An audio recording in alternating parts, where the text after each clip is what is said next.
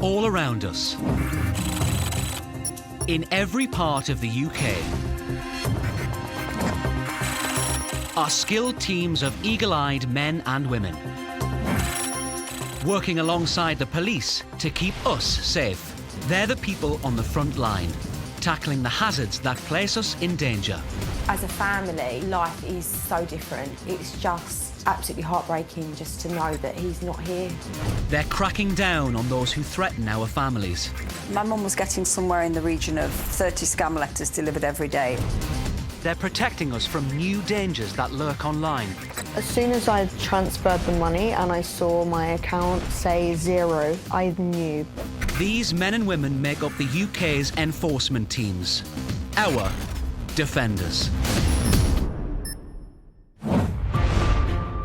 Today, our defenders take down an unlicensed breeder cropping puppies' ears for profit.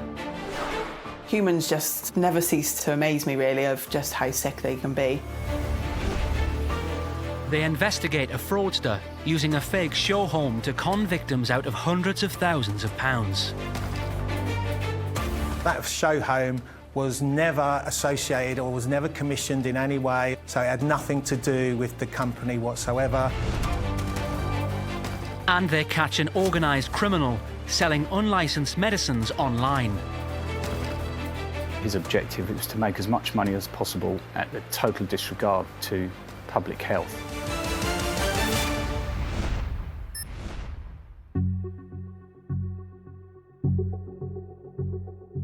If you were planning your dream kitchen and your builder said this was one of their recent jobs, you'd probably sign them up on the spot. But how can you be sure the work is really theirs? This con man used a fake show home, pretending the work had been carried out by his company to trick people out of hundreds of thousands of pounds. This company were willing to go to extreme lengths to defraud their victims. They would essentially do anything and everything that they could in order to secure that down payment and then run off with the victim's money. Diana Wright loves her family home in northwest London. I have lived in this house with my husband, my 2 daughters since 1996. And it's rather tranquil and pretty quiet. And we both think that this is the house that we're gonna spend the rest of our life. In 2017, Diana and her husband Jan decided to get their dream open-plan kitchen. I used to do so much entertaining, and at home we had lots of friends over. I really was looking forward so much to have this new kitchen, open plan, where everybody's sort of sitting down and I would be on the other side cooking and talking to everyone. It would just be so lovely. Diana got several quotes for the job. One of them was from Contemporary Home Improvements Limited, run by Brian Tutton. He sounded quite sophisticated, well-run, efficient company, with a very, very informative website. It looked like a high-end home improvements company. But Brian Tutton was a fraudster, and his business was built on lies and deceptions. We were feeling very, very assured and confident, so we thought it was a bona fide company. To seal the deal, the company offered Diana and Jan a visit to a show home they said they'd recently completed in Lancing, West Sussex. The owner of the house welcomed us in and showed us around her kitchen and her big island, the folding doors overlooking her garden. Diana spoke to the homeowner, Louise Shangwang. We also asked her about her experience with this particular builder, Brian Tutton. And she spoke very highly of him. And she said, he's a very good builder, experienced, and nothing is too much trouble, which we were very impressed. The truth was, the kitchen had nothing to do with Brian Tutton or with Contemporary Home Improvements Limited. It was built by someone else and was being used by Tutton to con potential customers. Louise Shangwang, the woman showing them around, was in on the scam. Sylvia Ruck is the lead officer for fair trading at the Chartered Trading Standards Institute. As the public get more aware of scams, the scammers get more aware of how to change things and how to make things more convincing. They will do something which you want to believe in, and because it sounds so convincing, and because it's a fraud you've not heard of before, your alarm bells don't ring in the same way. So if you've got somebody who's convincing you and taking your money, you think it must be fine. My husband and I, we came out from the show home and we both prayed. That was good. That was lovely, and I liked what we saw. And both my husband and I at that point said, yes, let's go ahead. Tutton's company arranged for plans to be drawn up, and Diana was given artists' impressions of her new kitchen. It all looked great, so Diana paid an upfront deposit of £13,000. But then, everything came to a standstill.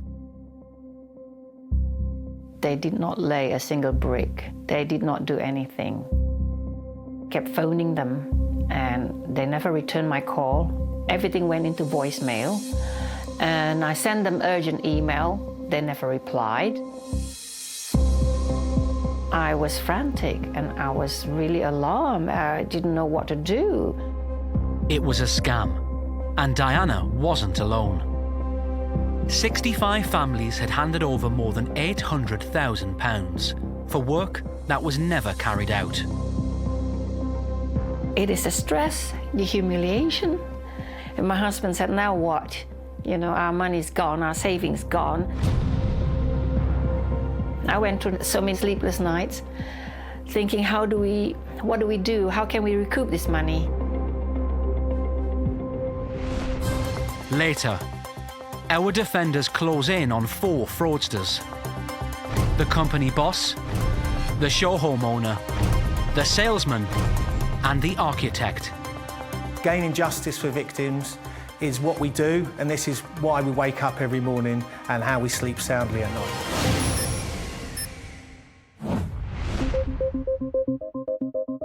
These puppies were being sold online for up to £5,000 each. Their ears have been illegally cropped, and some have serious health conditions caused by bad breeding. They were rescued from an unlicensed backyard breeder, making a huge profit at the animal's expense. The dogs and the breeding animals, they are defenceless, and they do need people like us to step in and protect them.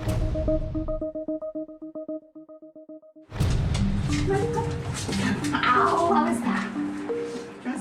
Sam Chadwick has always loved animals. She's fostered all sorts of creatures at her home in Oswestry. You have to come and get it, aren't you? There's a menagerie of animals in this house at the moment. So Eddie is my Shar-Pei. He's a failed foster. He came to me at 6 months and he's 11 now. So he's here. I've currently got a blue and gold macaw parrot on foster. So she's keeping me on my toes. Sam works as a physiotherapist and was looking for a therapy dog to offer comfort and support to her patients when she found her latest addition, Gryffindor, also known as Griff. I work a lot with children that are autistic, and so they've just got this way of being able to calm that environment down. Griff had been recovered from an unlicensed backyard breeder and ended up at a rescue centre. I actually asked them what was wrong with him, because I know from experience when, well, firstly, a puppy doesn't stay in a rescue centre for long. So for a pup to still be with them 12 months later, there had to be something else going on. Griff is a designer micro bulldog. specifically bred so that as much muscle and bone as possible can be crammed into his tiny body. As a result, he has a multitude of medical issues which affect his mobility. On paper, when you look at Griff's medical history, you think, how on earth did they not even decide to put him to sleep? Because if he'd been with a reputable breeder and they knew that that was happening, they would have put him to sleep. Griff's ears have also been cropped, an illegal practice in the UK. Humans just never cease to amaze me, really, of just how sick they can be and how unscrupulous they'll be for money, anything to make a few quid. So then you have to think of the pain and suffering that poor pup has to go through. It just infuriates me. Griff was one of 8 puppies rescued from this man, Christopher May, an unlicensed breeder in Cardiff. This is something that really does get you. You feel a higher sense of responsibility because the animals can't protect themselves. Sarah Smith is the Financial Crime and Intelligence Manager for the Shared Regulatory Services, which covers Cardiff, Bridgend and the Vale of Glamorgan. There are people out there that will just use a dog as an asset, make as much money as possible out of them. Tackling unlicensed breeders and puppy farms has become a priority for trading standards across Wales. It's a very lucrative business to be in now. You know, dogs are being sold for thousands of pounds in some cases. Then it transpires that, you know, the animal is not what it seems, or there's a lot of issues, health issues or issues from kind of the nature of the breeding that's taking place. And then it's costing them a lot of money. They're emotionally invested already with the animal, and it's not something you can hand back. When our defenders received a tip-off about Christopher May, they were determined to bring him to justice. In these cases where things are happening illegally behind closed doors, the pups and the dogs and the breeding animals, they are defenceless, and they do need people like us to step in and protect them.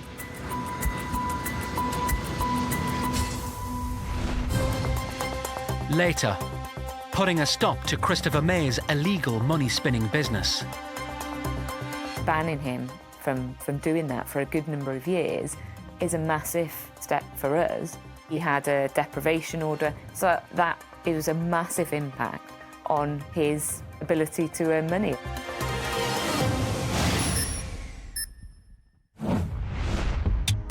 This man is running a criminal operation worth hundreds of thousands of pounds. He's using his local post office to ship packages containing illegal medicines to addresses across Europe. The medicines are all unlicensed and are potentially dangerous. His objective was to make as much money as possible at the total disregard to public health. Millions of people in the UK rely on prescription medication. It's the job of our defenders at the Medicines and Healthcare Regulatory Agency, the MHRA, to make sure those medicines are safe and legal. It's important when purchasing and procuring and using medicines that a professional medical practitioner has authorised the use of that medicine, because you do not know what effects it may have on you without that professional medical opinion. Mark Ling is a senior criminal enforcement officer at the MHRA. Mark is our defender. The route to obtain medicine is via a doctor's prescription and dispensed through either a pharmacy or a hospital pharmacy. These days, many people buy prescription medicines through online pharmacies. Most are genuine, but some are illegal. Fake online pharmacies selling medicines without requiring a prescription. To self-diagnose and self-administer medicines from illegal and unlicensed websites is very dangerous. Medicines sold on these illegal sites are often unlicensed or counterfeit. What we mean by unlicensed is it hasn't been given a license by the MHRA, which is ourselves, to be supplied and used in the UK, which means that its quality and effectiveness isn't to the required standard for it to be safe. Falsified medicines are what people may more familiarly know as counterfeit. So in other words, they aren't what they say they are. It matters because it's unsafe, so it's absolutely important that we are here to deal with that. In June 2018, Mark's team received a tip-off from a storage unit in Dorset about one of their customers, Michael Ledgmell. Ledgmell had told staff at the storage unit he was running a business supplying computer parts, but they were suspicious. The member of staff at the storage unit had seen that one of the packages was slightly open and could see that it contained what appeared to be medicines, tablets in blister strips. Our defenders went to the storage unit. They found 200 tablets of unlicensed medication, illegal to supply or use in the UK. Witness accounts suggested there was more to the story. Ledgmell was having regular parcels delivered there and was coming to the storage unit and taking them away, that raised concerns that this may be a lot bigger than it seemed at first. Mark passed their intelligence to Border Force, telling them to look out for imports addressed to Ledgmell. In October 2018, they got a hit. We received notification from colleagues in Border Force that they had seized more packages addressed to Ledgmell and a company that he had created that were destined for other storage facilities in the Bournemouth area. Ledgmell was using several locations across Dorset to keep his stock of imported, unlicensed medicines. At that point, it became apparent that Ledgmell was far more serious than just initially 200 tablets. Later, our defenders follow Ledgmell's every move.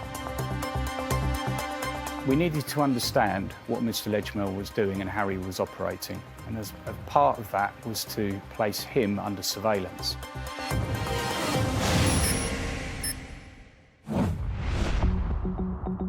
Earlier, Diana Wright handed over a £13,000 deposit for her dream kitchen. But building work never started, and she lost every penny. I went through so many sleepless nights, thinking, what do we do? How can we recoup this money? Diana was one of 65 people tricked by Brian Tutton's company, Contemporary Home Improvements Limited. In total, victims had lost £830,000. Among them was Angie Brigden from Beckenham in Kent. Angie and partner Gary wanted to replace their leaky conservatory with a brand new single-storey extension. We wanted everything to be more open plan and bigger, more spacious looking. Angie advertised the job online and was contacted by Contemporary Home Improvements Limited. They had an amazing website, very friendly, contacted us straight away. Within a couple of days, they wanted to come to the home to sort of have a chat and see what, plans we had and take it from there, really. Salesman Scott Baker visited the property and turned on the charm. He was very, very polite. He was well presented when he came here, seemed extremely professional, knew what he was talking about. Angie was invited to the show home in Lansing so she could see for herself an example of the company's work. We was excited when we was looking around the house because we thought, this is just what we want. Angie didn't realise that the show kitchen had nothing to do with Contemporary Home Improvements Limited. It had been built by someone else. We came out of there feeling excited and sort of, yeah, we're going to sign now. It's good. Everything just seemed perfect. Businesses such as this can go to great lengths to try and convince you that they are genuine. I've seen a number of flyers that have been issued by companies which it says it's their work, and it's not. They've just taken stock images to show you work that can be done. So you've got to do checks, because they will getting very clever now at trying to convince you of anything. There were some rave online reviews, but before parting with her cash, Angie made various checks, including whether the company had liability insurance. It ticked all the boxes. There was nothing more that we could have done, I don't think. Contemporary Home Improvements Limited looked like a genuine high-end company. They weren't cheap, but they seemed a million miles away from those dodgy cowboy builders Angie was so keen to avoid. I think with all of these things, you've got fraudsters, and there are different sorts of fraudsters, but the objective is always the same. The objective is to get your money. The rogue builder will do it in a rough and ready manner, and he'll get money from you. These ones, suave and sophisticated, they will still get your money. So it's still a con, it's still a fraud, you're still a victim of crime. Satisfied it was a legitimate business, Angie paid an £8,000 deposit. The next step was a visit from the company's in-house architect, David Gogo. That's when things started to go wrong. He came to the house a few times and looked at our plans, went away, redrew them with just a catalogue of errors. Gogo attempted the plans 3 times, but kept making mistakes. He was very polite, very friendly, very well presented, but just didn't seem qualified, just didn't come across that they knew what they were doing. Gogo wasn't qualified. He was another fraudster, playing his part in the con. Angie was getting suspicious and decided to give Brian Tutton a call. One telephone line was unobtainable. The other telephone went to voicemail and said that you couldn't leave a message, the voice box was full. In desperation, Angie got back in touch with fake architect David Gogo. That's when he blew the whistle. I said, I can't get hold of Brian, and he said, I think this is a fraud and you need to contact the police. There's nothing else I can do for you. Because Angie had paid her deposit by credit card, she was able to get her money back. But some of the other victims had lost tens of thousands of pounds. It was traumatic, for a better word. I felt ashamed that I'd let this happen to us. After everything I'd done, all the checks, I'd still become that statistic that I was trying to avoid. Later, our defenders uncover the true scale of this sophisticated fraud. The amount of money involved and the down payments which were involved, which ranged from 10,000 to in excess of 30,000 per victim. And so that really alerted us to the fact that this was large-scale fraud involving a large amount of money.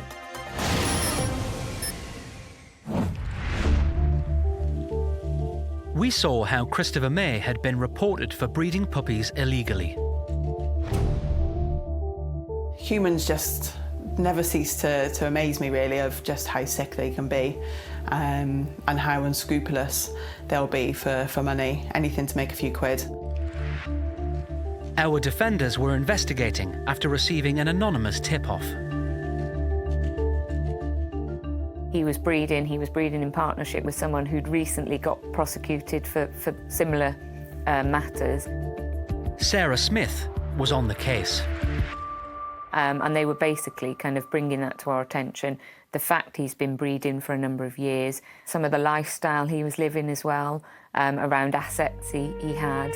Sarah scoured May's social media pages, looking for evidence. And it was clear, you know, straight away really, that he was trading as bulletproof bullies. There were a number of litters advertised, clear references to like pups for sale and breeding activities. May was illegally breeding designer American bulldogs, with puppies priced between £1,000 and £5,000. Photos showed most of the dogs and puppies had cropped ears. Obviously, it's a massive welfare concern for us. It's mutilation and it's illegal. So for us, that kind of made it a higher priority because of the welfare concerns and the protection of the animals. Sarah was determined to put a stop to May's illegal operation. She obtained a warrant and searched his home. It transpired that he had a number of kind of kennels set up in his kitchen area, and then there were also pens and runs outside as well, and that ultimately that environment wouldn't have been suitable anyway. So, you know, had he applied properly for a licence and had an inspection, he wouldn't have been granted one. Equipment found by officers suggested May could even have been performing the ear cropping himself, despite having no medical expertise. That's like gives us so much worry and concern. It's not being done in any kind of medically appropriate way. 8 puppies and 3 adult dogs were seized from May's home.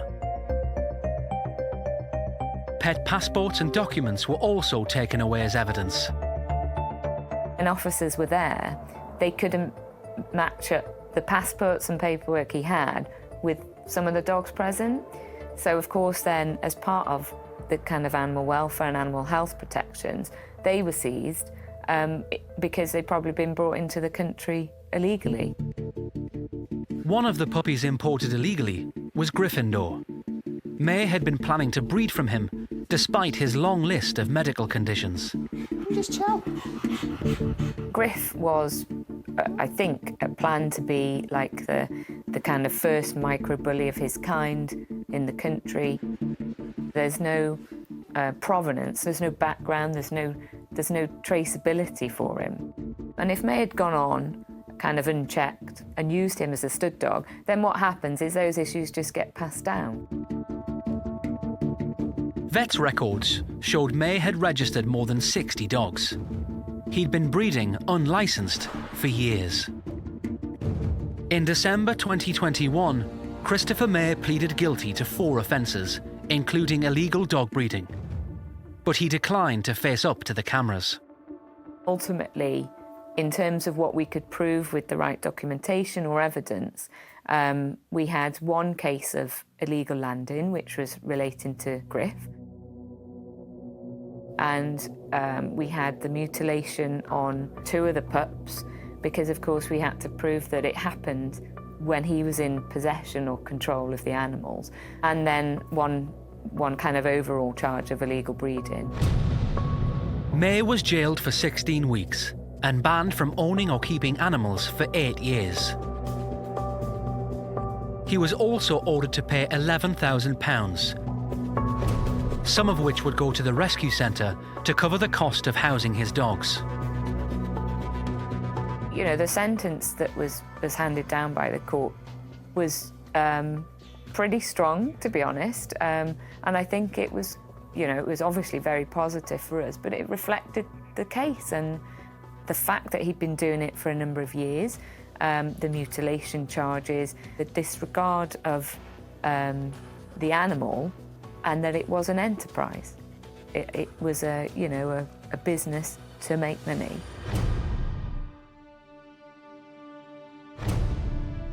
All 8 of the rescued puppies have now found loving homes, including Gryffindor, who's become best friends with all of Sam's other animals, especially Eddie.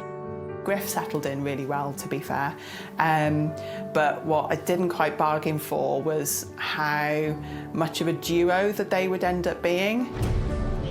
Griff's been having hydrotherapy to help with his mobility, but for long walks, he still needs a bit of help. We've been up to our cabin up in Scotland, and we had some time just hiking. And we went off in his rucksack, and we went exploring all the castles.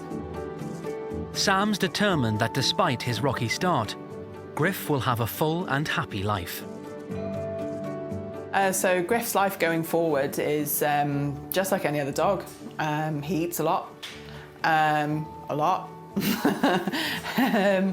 He runs around like any other dog.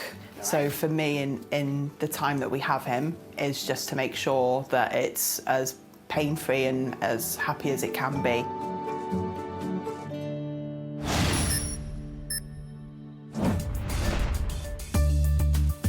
Earlier, Michael Ledgmell was suspected of selling unlicensed medicines.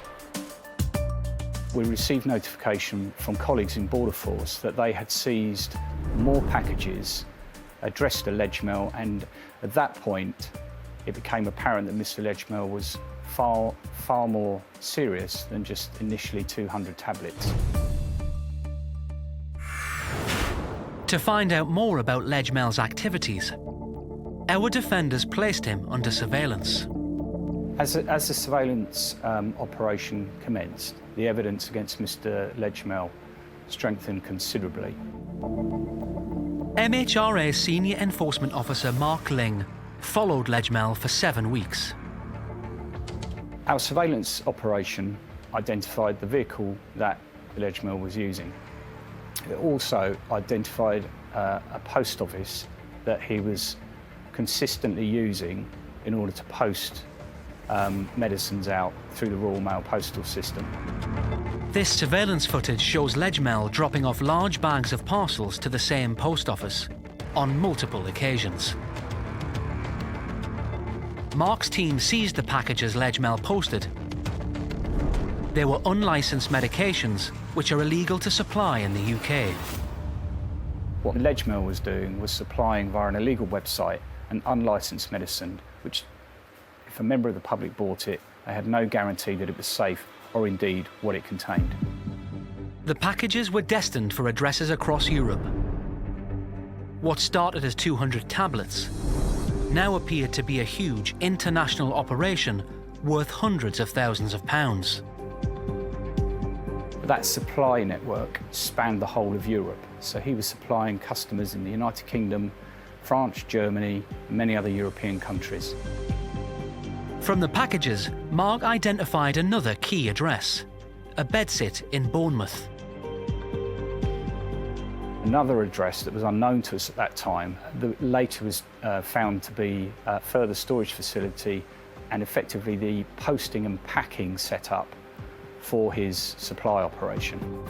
Inside the bedsit, medicines were being kept in an unsuitable non-clinical environment. The conditions that medicines are kept and supplied in is very important. Certain medicines have to be kept at certain temperatures. What the Ledgmell was doing was he was storing them in a bedsit in Bournemouth, and they were not kept in safe clinical conditions whatsoever.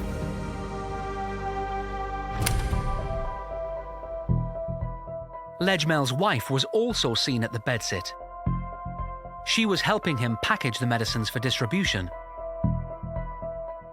Paulina Jester-Breaker was an accomplice. She was operating, aiding and abetting her husband, Mr. Ledgmell. She had previously had some experience in the pharmaceutical industry when she lived in the Republic of Ireland. So it was clear in my mind that she knew exactly what was going on was totally illegal. Ledgmell and his wife were arrested. Their storage units, bedsit and home address were searched. Illegal medicines were seized, worth just under £250,000. This is as we can see, a Royal Mail bag, and it's been delivered to one of the storage units. And this is one of the ones that we recovered, and we can see that inside there are a number, and there's quite a number in here. I'll just show you a few of packages. And each one of these, if I open them up, contains unlicensed medicines. The medicines were imported from India before Ledgmell repackaged them and sent them out to the public. This is an doxycycline. This is an antibiotic medicine. Again, it's unlicensed and can only be issued via a prescription. This is a modafinil. It's a similar type of drug. It's a wakefulness drug for the treatment of sleep disorders. Again, that's unlicensed and should only be issued via a prescription. So this is just an example of some of the medicines that we recovered, and we literally recovered thousands of these. Bank cards and fake identity documents were also seized from Legmel's property. The fact that Legmel was using fake IDs certainly told us that he was behaving criminally. He had opened bank accounts in false names using stolen identity documents, and the whole objective was to hide money and take profit. A financial investigation revealed Legmel had made profits of £563,000, which he'd laundered through 19 different bank accounts based in the UK and overseas. Mr. Legmel was operating a significant and sophisticated money laundering operation, which was entirely his objective. It was to make as much money as possible at the total disregard to public health. Legmel pleaded guilty to conspiracy to supply unauthorised medicines. In April 2022, he was jailed for 3 years and 4 months. His wife, Paulina Gestabreka, received a suspended jail sentence. Purchasing from illegal websites is doing nothing more than lining the pockets of criminals whose only interest is to make profit at public health expense. Dealing with this case, we disrupted and dismantled a significant and organised international supply of unlicensed medicines into the UK and across Europe. So I'm very satisfied that we have protected patients and public health in doing that.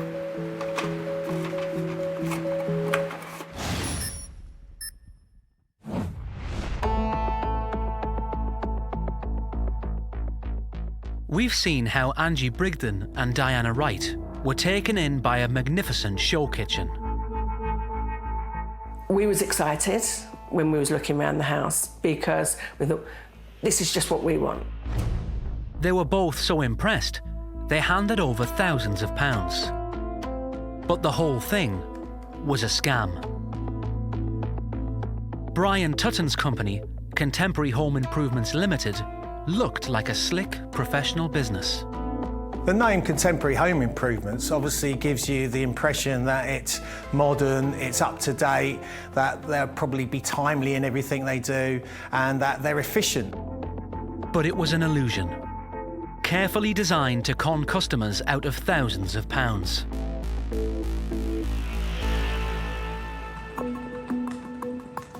Frauds like this have moved away from the traditional cowboy builder. Andrew Clooney is the Trading Standards team leader for the London Borough of Camden. They'll use very slick websites. They'll also use fake reviews on websites to give some sort of legitimacy to what they do, when in fact their only intention is to scam you. Brian Tutton's company, Contemporary Home Improvements Limited, used a virtual office in Shelton Street, Camden.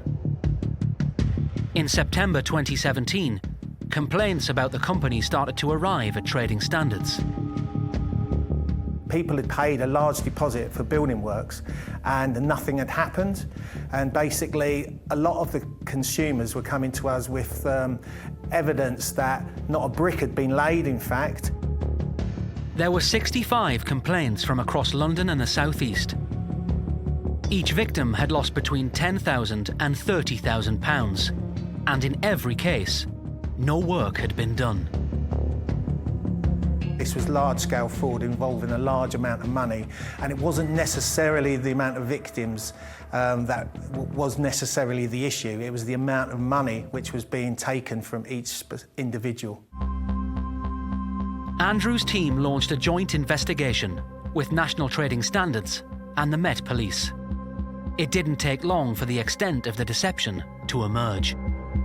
This company were willing to go to extreme lengths to defraud their victims. They would essentially do anything and everything that they could in order to secure that down payment and then run off with the victims' money. They used a number of techniques to give the consumers confidence that they were dealing with a bona fide company. Among those was fake photographs of work that had been carried out.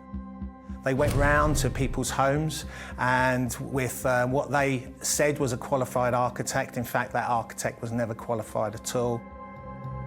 They also used a show home, which they invited all of their victims to go round and see.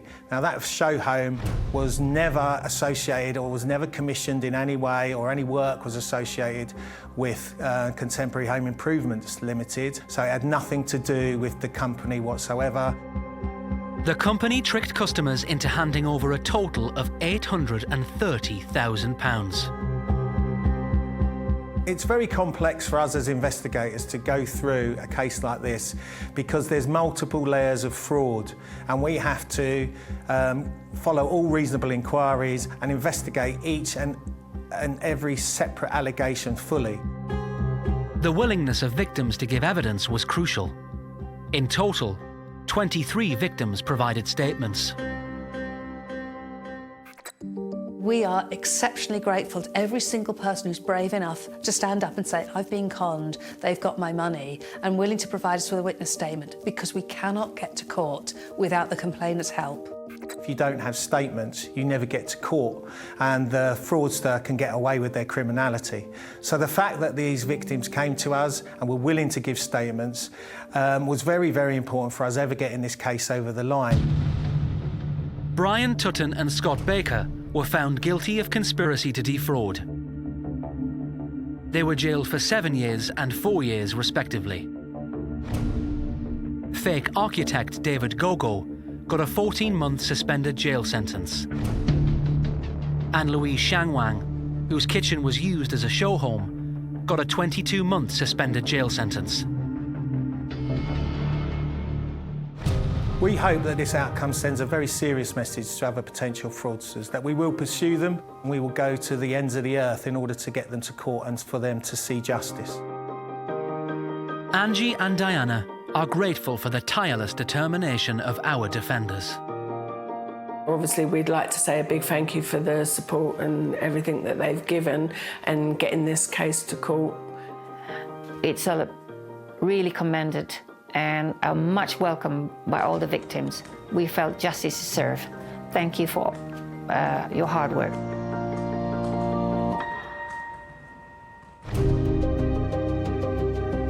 Our defenders fight for us every day, working with relentless determination to protect our hard-earned money, our health, and our families.